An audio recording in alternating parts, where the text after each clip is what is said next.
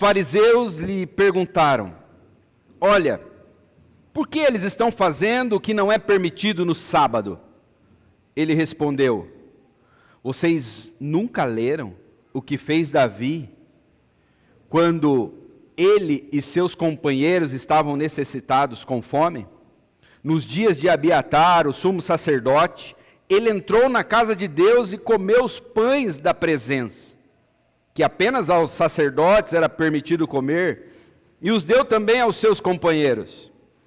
E então lhes disse: o sábado foi feito por causa do homem, e não o homem por causa do sábado. Assim, pois, o Filho do Homem é Senhor até mesmo do sábado. Agora vamos para o capítulo 3, do verso 1 ao 6. Noutra ocasião, ele entrou na sinagoga, e estava ali um homem com uma das mãos atrofiadas. Alguns deles estavam procurando motivo para acusar Jesus. Por isso, o observavam atentamente, para ver se ele iria curá-lo no sábado. Jesus disse ao homem da mão atrofiada: levante-se e venha para o meio. Depois Jesus lhes perguntou: o que é permitido fazer no sábado? O bem ou o mal? Salvar a vida ou matar? Mas eles permaneceram em silêncio. Irado, olhou para os que estavam à sua volta e, profundamente entristecido, por causa dos seus corações endurecidos, disse ao homem: estende a mão. E ele a estendeu, e ela foi restaurada. Então os fariseus saíram e começaram a conspirar com os herodianos contra Jesus, sobre como poderiam matá-lo. Vamos orar mais uma vez. Pai Santo, nós estamos diante da Tua palavra, a Tua palavra que é santa, inspirada pelo Teu Espírito Santo. Nos dê graça, ó Deus, para pregar ao Teu povo, para alimentar o Teu rebanho. Me ajude, ó Deus, a exaltar Cristo nesta noite, e que os cegos possam ver nesta noite. Que toda cegueira espiritual seja curada, para que aqueles que ainda não viram Cristo possam vê-lo nesta noite. A glória de Cristo revelada no Evangelho. Abençoe-nos, ó Deus, por Teu amor, por Tua graça, por Tua misericórdia e por amor ao Teu Filho Jesus. Amém. O cristianismo, ele ofende tanto os religiosos quanto os irreligiosos. Os religiosos, eles creem que eles podem alcançar o favor de Deus por seus próprios méritos. Os religiosos, eles acreditam que quanto mais eles produzem, quanto mais eles realizam boas obras, quanto mais eles realizam práticas espirituais, eles têm créditos com Deus. Já os irreligiosos, eles acreditam que eles não devem nada a Deus, que eles podem viver de qualquer jeito, que Deus é amor. Os irreligiosos, eles acreditam numa graça barata, numa graça que não exige obediência, numa graça que deixa com que a pessoa viva de qualquer jeito, porque Deus é amor. Os irreligiosos, eles dizem: ninguém tem nada a ver com a minha vida, ninguém tem nada a ver com as minhas práticas. Eu não acho que isso aqui é errado. Já ouviu alguém dizer isso? Não, mas a Bíblia está dizendo. Mas quem é você? Talvez você está interpretando a Bíblia de modo errado. O irreligioso, ele é relativista. Ele diz: ninguém sabe a verdade. Você não sabe a verdade. Quem é você para dizer como eu devo viver? Mas não sou eu que estou dizendo, é a Bíblia. Mas quem disse que você está interpretando ela do jeito certo? E o irreligioso, ele procura ter uma vida livre. Livre de compromisso, livre de obediência. E o pior, ele tenta encontrar descanso em uma vida assim. O religioso, ele encontra descanso quando ele faz o cálculo das suas obras. Esse mês eu orei, esse mês eu dei o dízimo, esse mês eu fui todos os domingos no culto, tá vendo, né, Deus? Ele encontra paz quando ele faz a contabilidade das suas práticas. Ele tenta encontrar descanso nisso. O irreligioso tenta encontrar descanso em uma vida livre. O religioso em uma vida de obediência. E Deus diz para o religioso: a sua obediência não vale nada. Sua obediência não vale nada. É como um trapo imundo. E para o irreligioso, Deus diz: a sua desobediência vai destruir você. Olha que interessante. Para o religioso, ele diz: a sua obediência não tem valor nenhum. É um trapo imundo. E para o irreligioso, ele diz: a sua desobediência vai destruir você. Então, como que nós temos que viver? O religioso obedece, a obediência não vale nada. O irreligioso desobedece, a desobediência dele vai destruir ele. Como que nós devemos viver? No descanso do Senhor. E é sobre isso que nós vamos falar nesta noite. O descanso que ofende. Nós vamos ver isso em duas partes. A primeira diz: nossa obediência deve ser motivada pela graça de Deus. Nossa obediência deve ser motivada pela graça de Deus. Versículo 23 e 24 diz: certo sábado, Jesus estava passando pelas lavouras de cereal enquanto caminhavam. Seus discípulos começaram a colher espigas. Os fariseus lhe perguntaram: olha, por que eles estão fazendo o que não é permitido no sábado? Os fariseus eram os doutores da lei. Eram os religiosos. O que é um religioso? É aquele que ele faz a contabilidade das suas obras, da sua obediência. Ele chega diante de Deus com as mãos cheias, dizendo: olha Deus, olha o que eu tenho feito. Eu oro 3 vezes ao dia, eu jejuo 2 vezes por semana. Eu não sou como esses publicanos, lembra da parábola do fariseu e o publicano? Hoje pela manhã nós estudamos um pouco sobre ela. Ele contabiliza. E aí eles chegam e eles veem os discípulos de Jesus colhendo espigas no sábado. E esses doutores, esses religiosos chegam para Jesus e dizem: por que seus discípulos estão fazendo algo que é proibido pela lei? O 4º mandamento dos 10 mandamentos é que o homem deveria guardar o dia do Senhor, o sábado. Ele não deveria trabalhar nesse dia, deveria ser um dia de adoração, um dia de confiança em Deus, que a provisão viria de Deus. Mas os fariseus, eles acrescentaram alguns detalhes. Só 39 na lei do sábado. Só na lei do sábado, 39. Era a forma como eles interpretavam a lei do sábado. E um desses itens era que não podiam colher espigas. A lei dizia que o homem não poderia trabalhar, que o homem não poderia usar uma ferramenta nesse dia para colher. Ele poderia colher com a mão, por exemplo. Um estrangeiro, se estivesse passando na tua plantação, você tinha que deixar ele colher. Desde que ele não usasse uma foice, por exemplo, colhesse com as próprias mãos. Era uma forma de suprir também o necessitado, o faminto. Esse era o propósito. O objetivo da lei era o descanso, o alívio, era o deleite. Esse era o papel do dia do descanso. Não era para ser um jogo de regras e de peso. E não era para ser uma lei para eu usar como moeda de troca. Olha Deus, esse sábado eu não fiz nada, o Senhor está vendo, hein?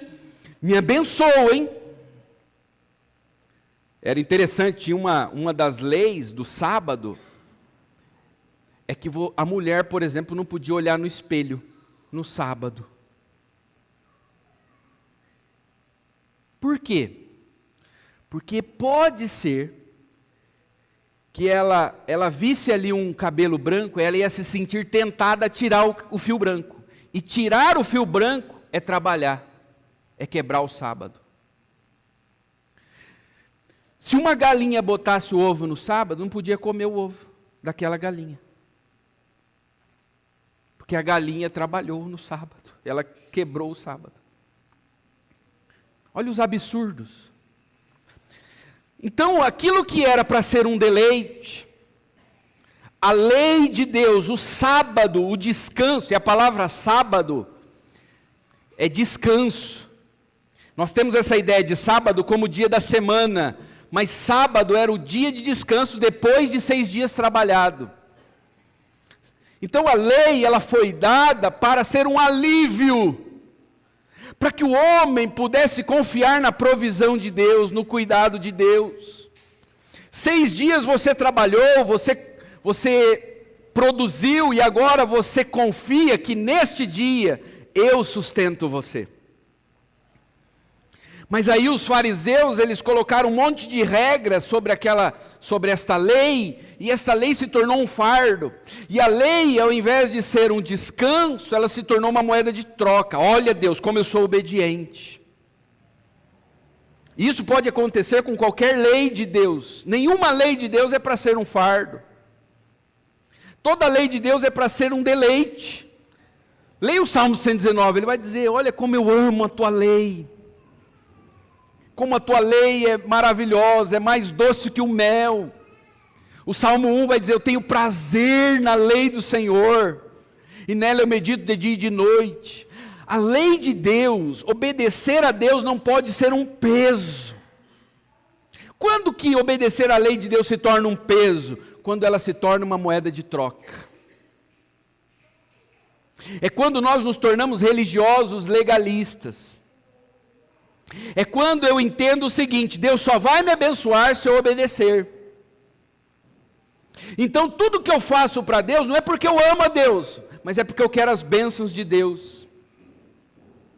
Você se casaria com uma mulher que dissesse para você: olha, eu vou ser fiel a você, eu nunca vou te trair, nunca vou olhar para outro homem, mas eu não vou te amar, mas eu vou obedecer, eu vou cumprir o papel ali. As regras eu cumpro, mas eu não vou te amar. Eu não vou fazer isso por amor, eu vou fazer isso porque eu quero o cartão de crédito. Não te traio, pode ter certeza, não olho para nenhum homem. Não dou nenhuma trelinha para homem nenhum, mas eu não te amo.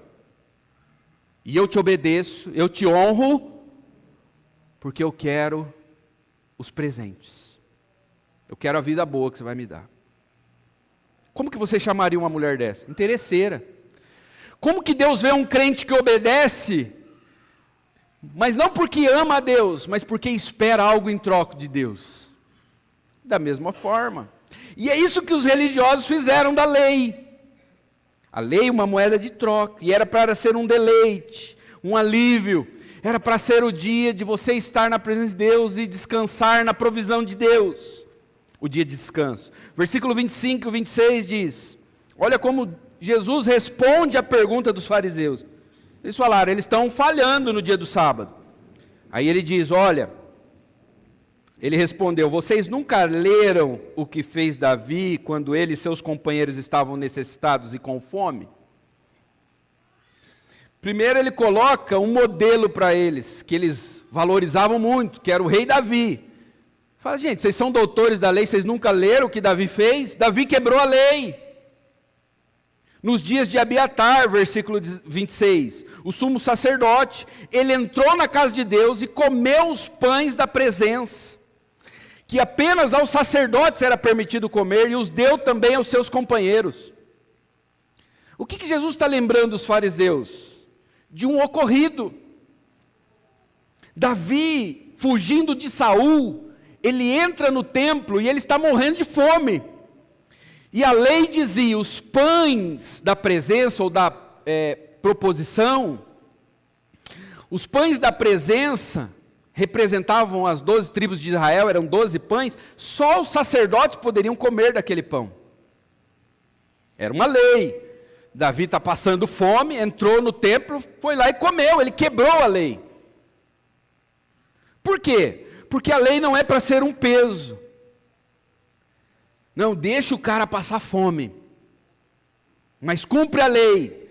Sabe o que os fariseus estavam fazendo? É mais ou menos assim. As leis são boas, elas são importantes, elas devem ser cumpridas. As leis de trânsito, por exemplo, elas devem ser cumpridas, amém, irmãos? Elas devem ser cumpridas.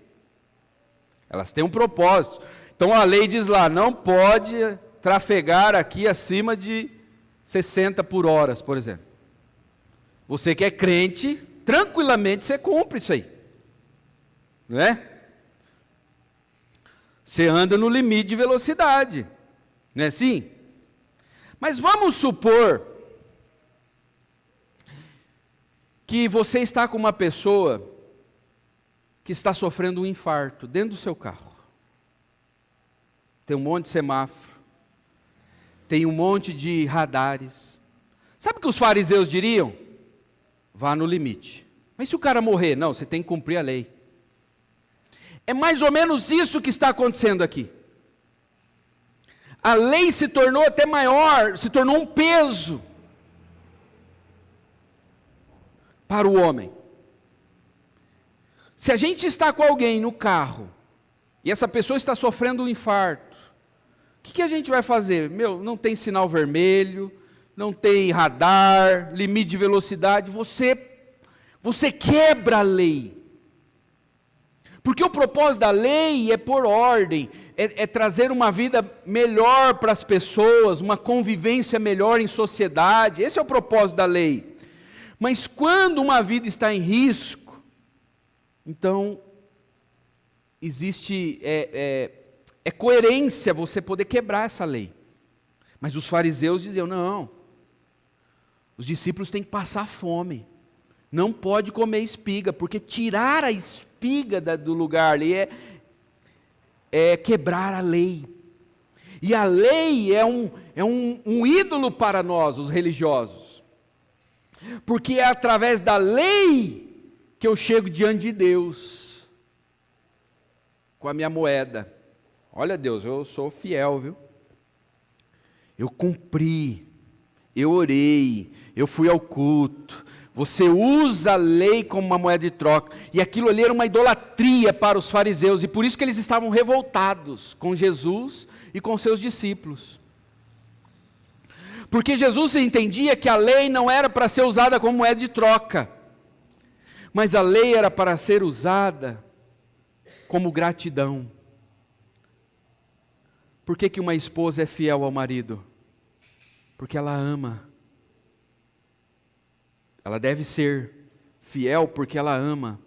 Por que um marido trata bem da esposa? Não é porque ele quer algo em troca, mas porque ele ama. Por que um filho é obediente ao pai? Não porque ele quer presente no final do ano, mas porque ele honra e ama o pai. Por tudo que o pai é, por tudo que o pai faz. E a mesma coisa tem que ser a nossa relação com Deus. Nós cumprimos a lei de Deus, não como uma moeda de troca.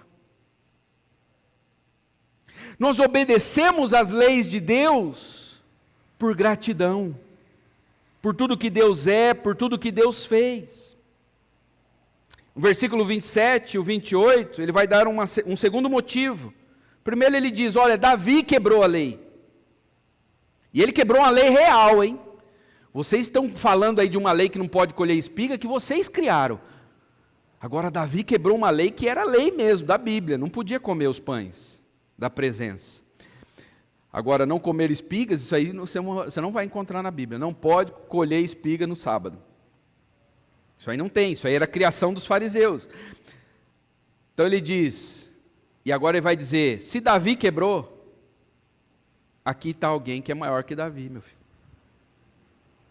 Versículo 27 e o 28. Então lhes disse, o sábado foi feito por causa do homem, e não o homem por causa do sábado. Assim, pois, o Filho do Homem é Senhor até mesmo do sábado. Eu criei o sábado. E eu criei o sábado para o homem. Eu estava lá no 7º dia da criação. Eu fiz o sábado para o homem.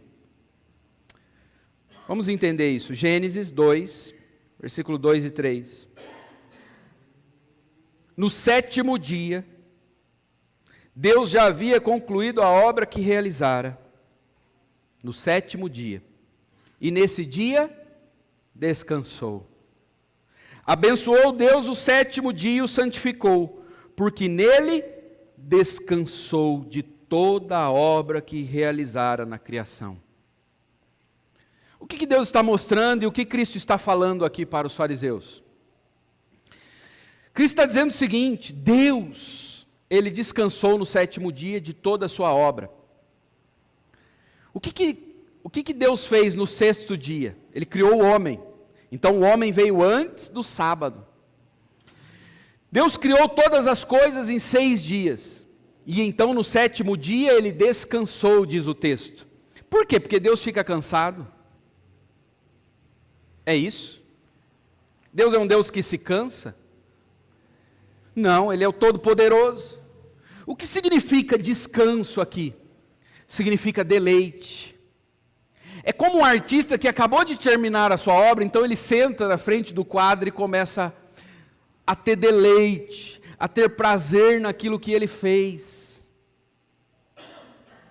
O que Deus está nos ensinando? Adão, você foi feito à minha imagem e semelhança, é assim que você deve viver.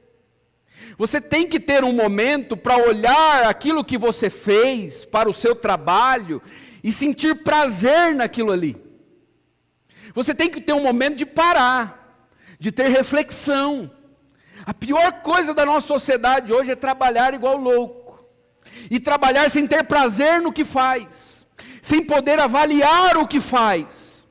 Muitas pessoas entram no emprego não porque gostam daquela profissão, ou pelo que ela pode contribuir para a sociedade, mas ela entra naquele emprego pelo salário que vai dar, e aquilo é um peso para ela, ela não gosta de fazer aquilo.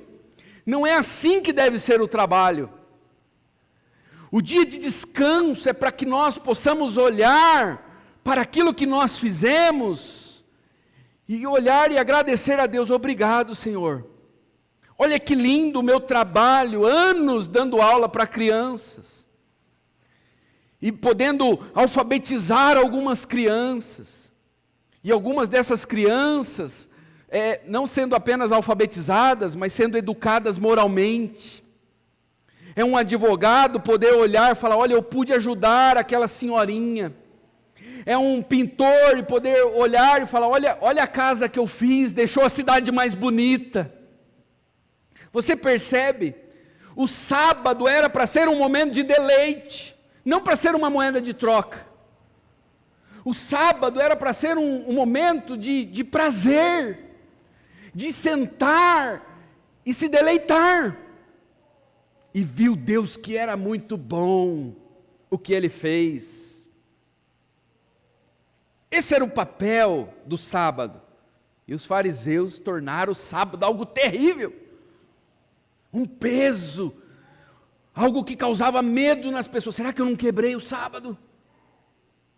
Será que eu não comi um ovo que não era para comer, da galinha que botou no sábado?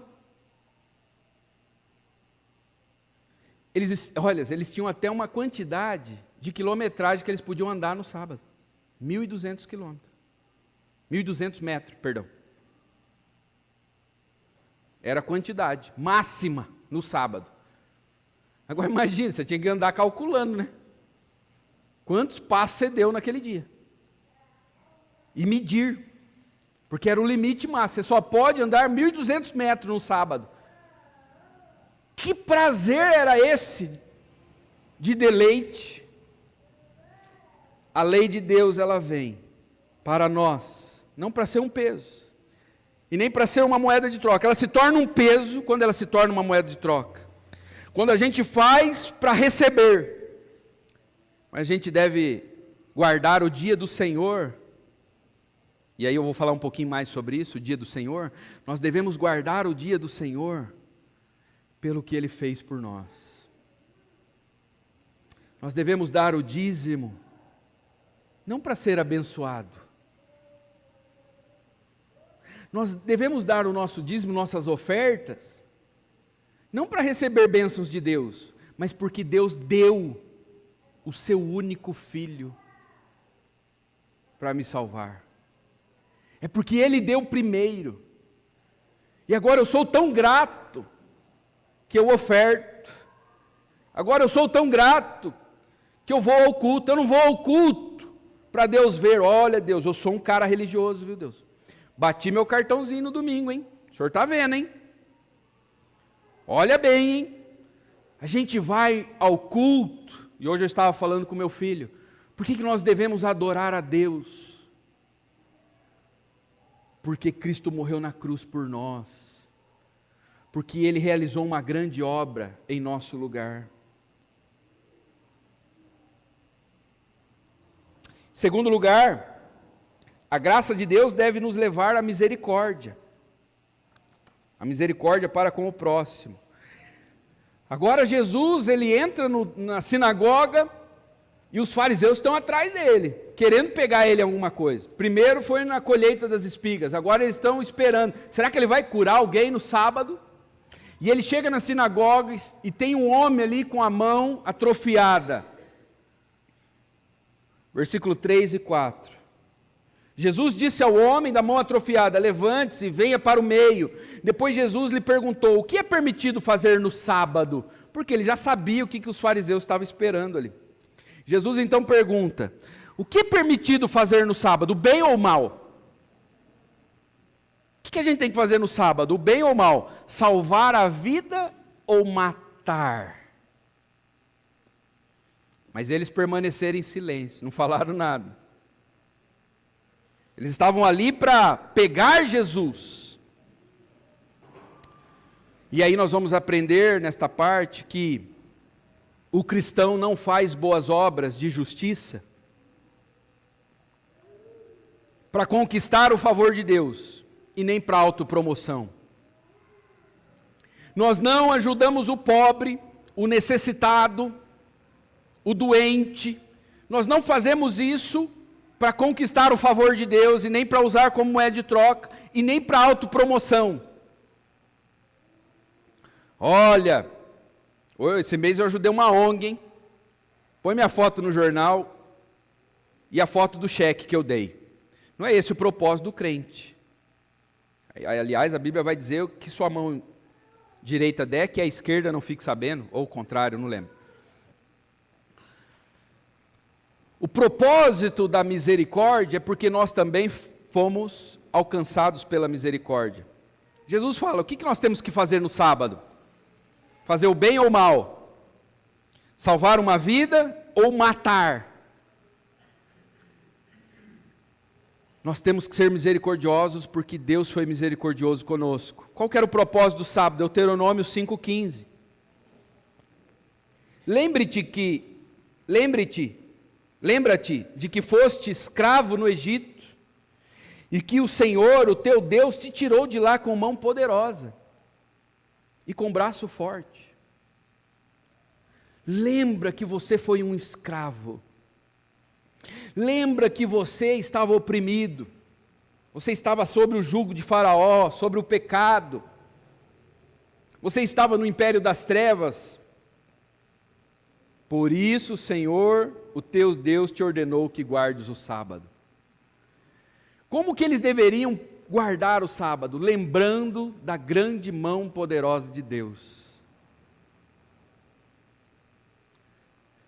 Lembrando da mão misericordiosa de Deus que tirou eles do Egito.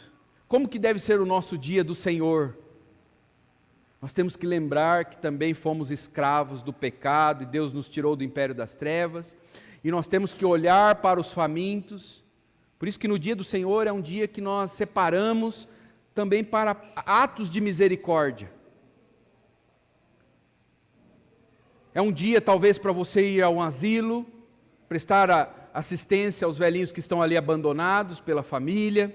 É um dia talvez para você ir visitar alguém que está enfermo.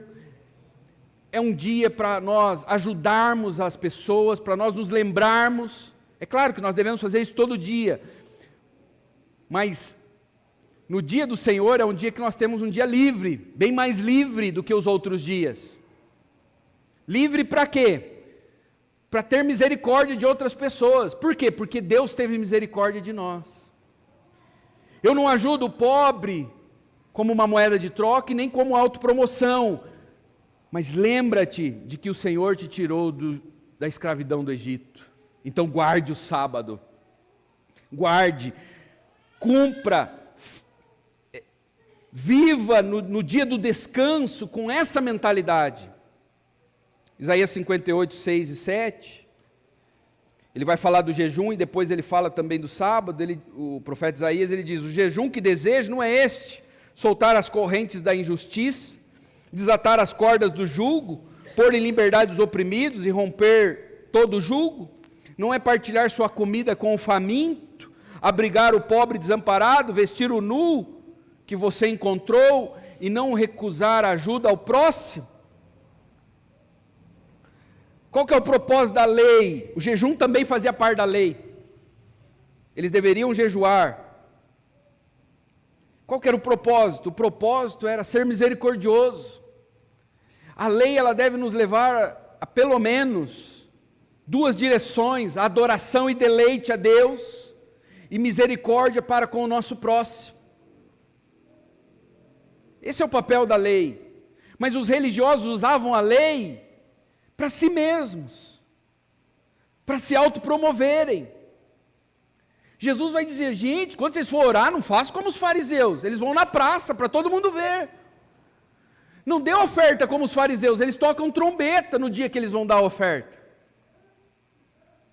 Mas entre em teu quarto, em secreto, e ora ao teu pai que te vê em secreto, e ele te recompensará em secreto. Eles fizeram da lei uma moeda de troca. Esse é o papel do religioso. E por isso que o evangelho ofende o religioso, porque daí Deus diz para o religioso: esse tipo de obediência não vale nada. Esse tipo de obediência que você vem como uma moeda de troca e não como gratidão, não tem valor nenhum. Então os fariseus ficavam doidos, porque estava mexendo no bezerro de ouro deles, no ídolo. A idolatria deles era, a idolatria dos fariseus era a prática das obras. Era eles se sentirem bens consigo mesmos. E aí a gente vai perceber que a religiosidade é uma ofensa.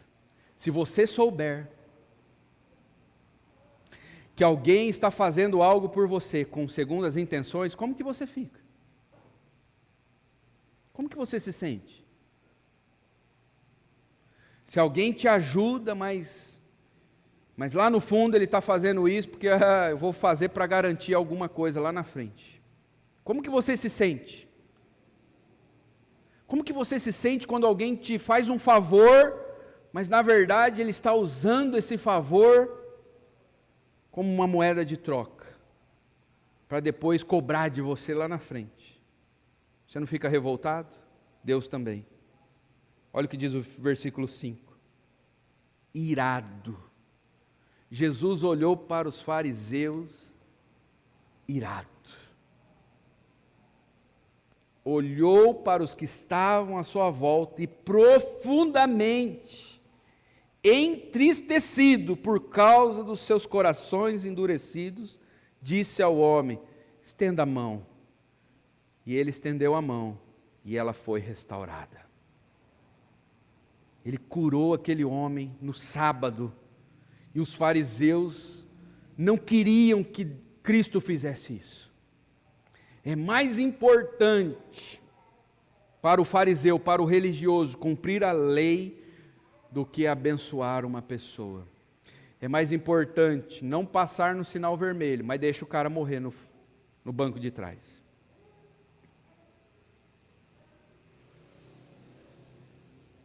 É isso que eles estavam dizendo. A lei é mais importante.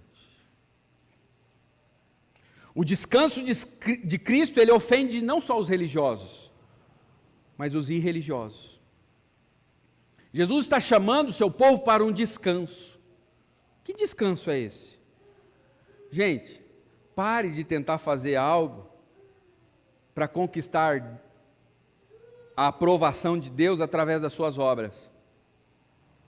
Você tem que descansar disso aí, meu filho. Pare de tentar ser salvo pelos seus méritos. Pare de tentar alcançar as bênçãos de Deus pelos seus méritos. Então o Evangelho, ele ofende o religioso e ele ofende também o irreligioso. Nós vamos entender agora. Versículo 6. Então os fariseus saíram e começaram a conspirar com quem? Com os herodianos contra Jesus, sobre como poderiam matá-lo. E aqui nós vemos o encontro dos religiosos com os irreligiosos. Quem eram os herodianos? Eles eram um partido político que apoiava Herodes. Herodes era corrupto, imoral, não tinha compromisso com a lei de Deus. E os herodianos também viviam assim. Nós vivemos do jeito que nós achamos que é o certo. É assim que o irreligioso ele vive. O irreligioso ele diz, eu decido como eu vou viver. Não é a igreja que vai dizer para mim como que eu tenho que viver. E eles apoiavam Herodes. Herodes, gente, era um tipo de uma marionete na mão de Roma. Todo lugar que Roma conquistava, ela colocava um líder ali. E Herodes era tipo uma marionete nas mãos de Roma. Para governar quem? Os judeus. Então os fariseus eram para ter raiva dos herodianos. Porque eles não gostavam da opressão que Roma colocava sobre os judeus. E na verdade os fariseus esperavam um Messias que viesse destruir o governo de Roma. Mas agora eles se juntam com os herodianos, para quê? Para matarem a Cristo. Jesus perguntou para eles, o que tem que fazer no sábado? Dar vida ou matar? O que eles fizeram no sábado? Quebraram o quarto mandamento. O sexto mandamento, perdão. O quarto mandamento é guarde o sábado. O sexto mandamento é não matarás. Eles saíram dali. Conspiraram com os herodianos.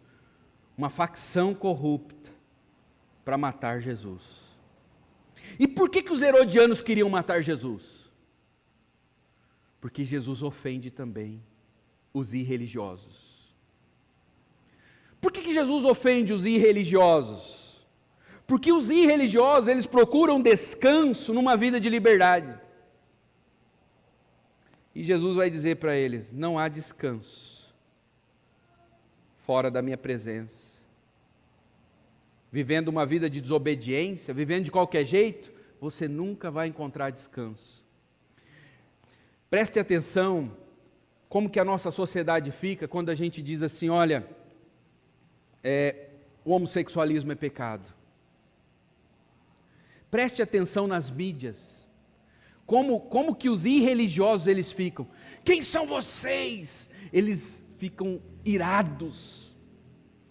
Quem são vocês para dizer para nós como nós devemos viver? Quem são vocês para dizer qual é o jeito correto de ter uma vida? Preste atenção na nossa sociedade quando a gente fala contra o divórcio, quando a gente fala contra a imoralidade sexual, o sexo antes do casamento, quando a gente fala contra uma vida de perversão, de drogas, quando a gente fala de uma vida de libertinagem. Vocês são fundamentalistas. Eles ficam revoltados. Por quê? Porque eles não querem que alguém diga a eles como que eles devem viver.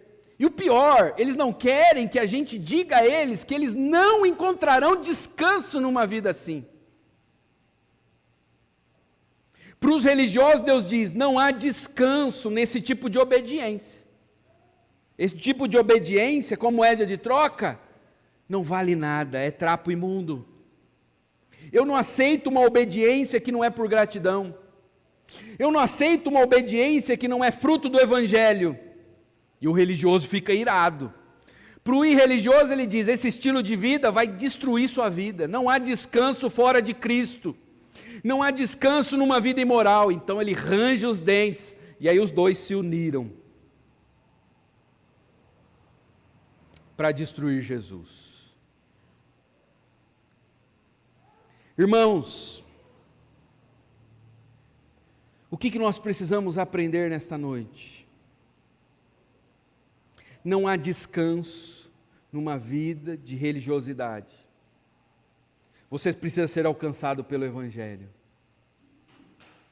Você precisa experimentar o Evangelho, entender que não é por causa do que você faz que Deus vai te abençoar. Como é que eu sei, pastor, que eu estou vivendo uma vida de religioso? É quando a gente tenta produzir para receber algo de Deus, e não como gratidão, e não por amor a Deus. É quando algo de ruim acontece na nossa vida, a gente pensa assim, é porque eu fiz algo de errado. Eu sei por que fundiu o motor do meu carro, é porque eu não dei o dízimo esse mês.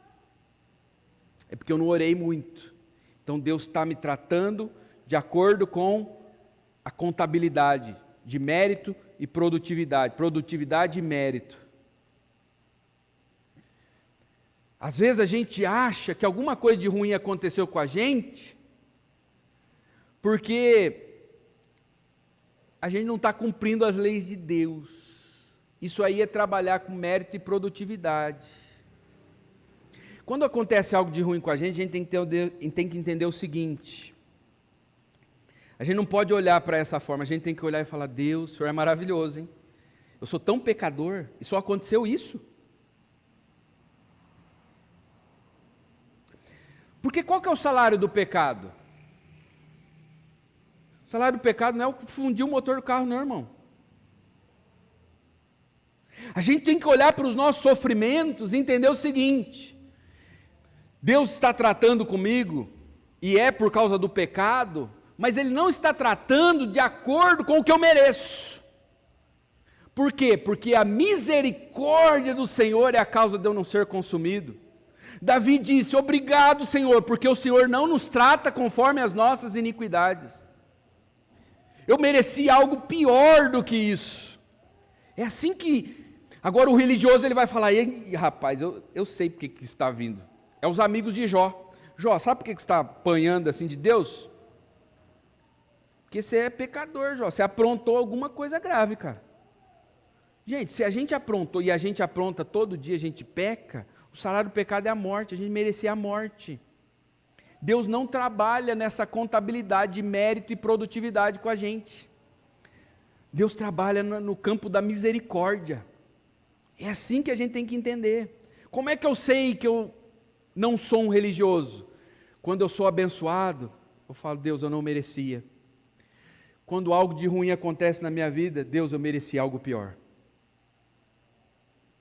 Mas o Senhor ainda é misericordioso. Quando eu sou abençoado, Deus, eu não merecia, não foi por nada do que eu fiz. E quando algo de ruim acontece com a minha vida, Deus, eu sei que eu merecia algo pior do que isso. Porque eu peco contra o Senhor todos os dias, e o Senhor é santo.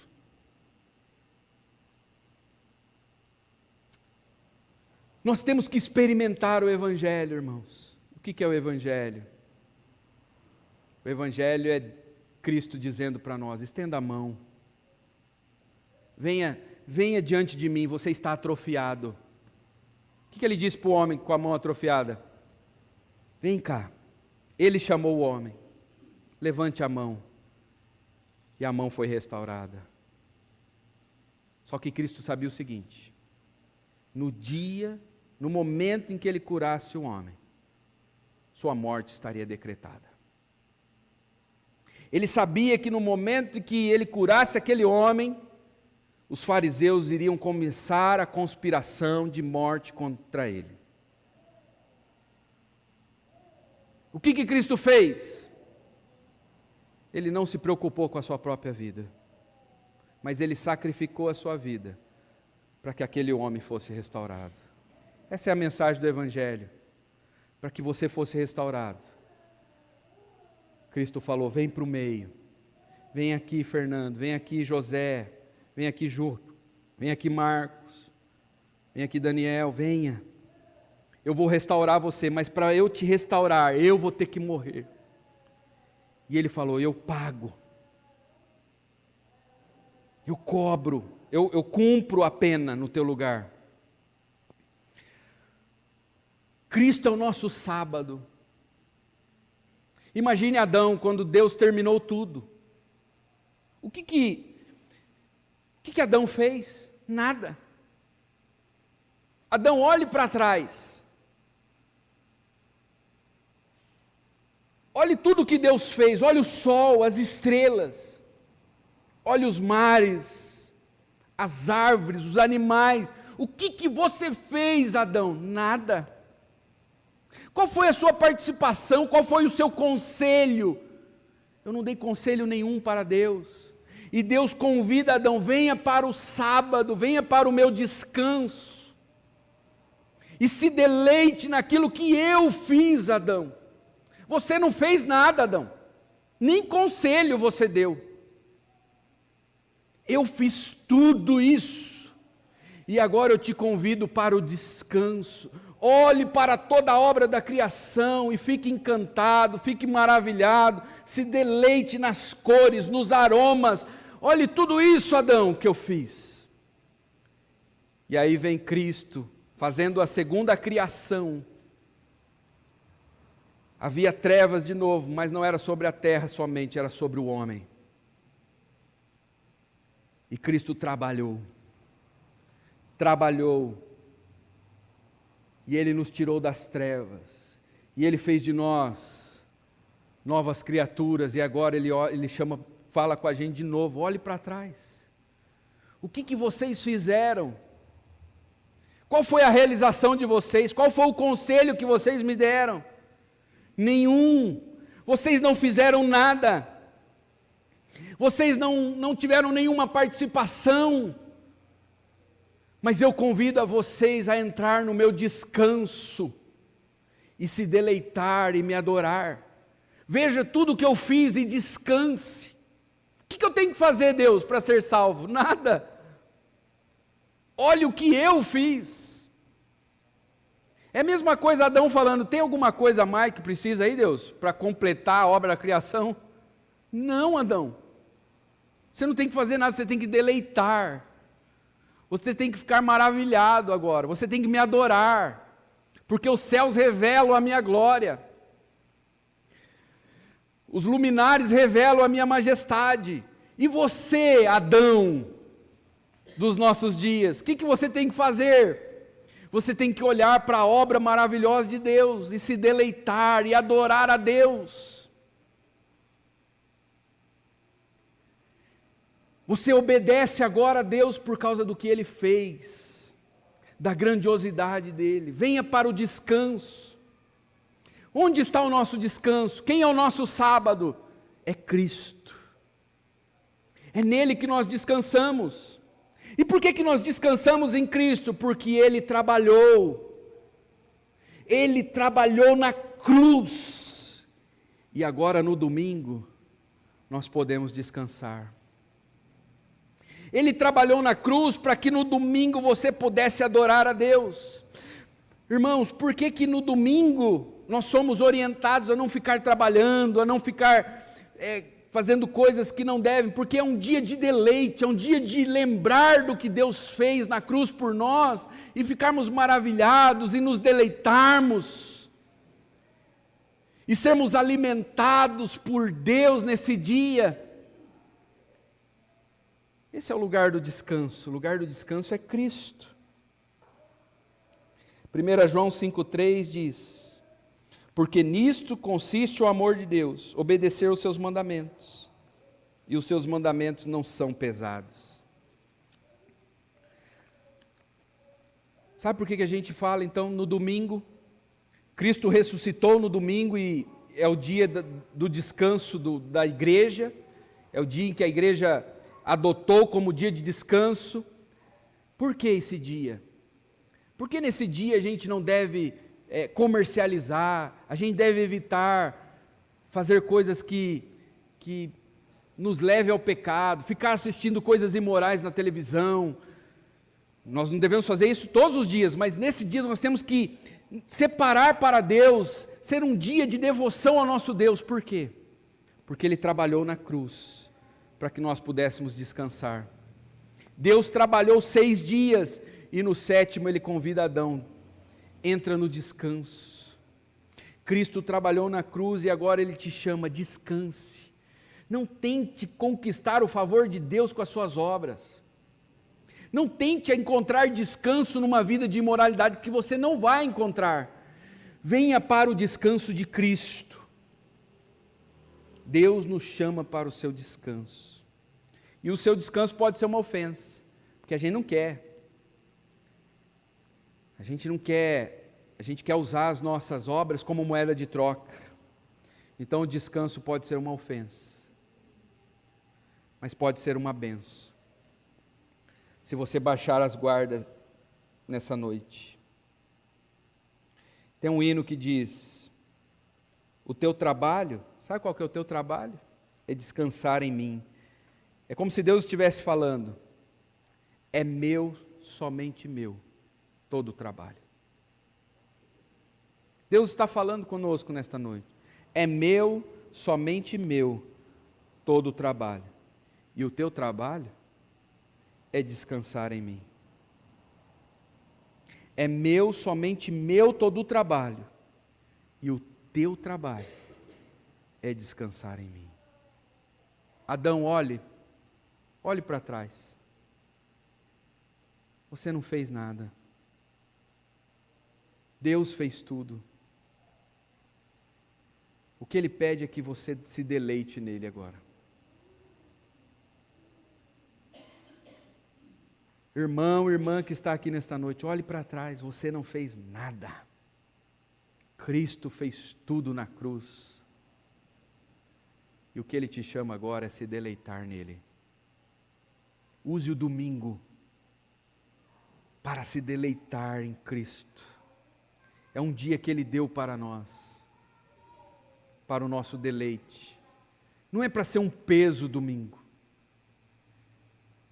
Não é para ser uma obrigação, aquela coisa, é para ser um deleite. Os teus mandamentos não são pesados. Eu amo a tua lei. Talvez você que está aqui nesta noite esteja cansado de uma vida religiosa, cansado de tentar encontrar descanso numa vida sem Deus.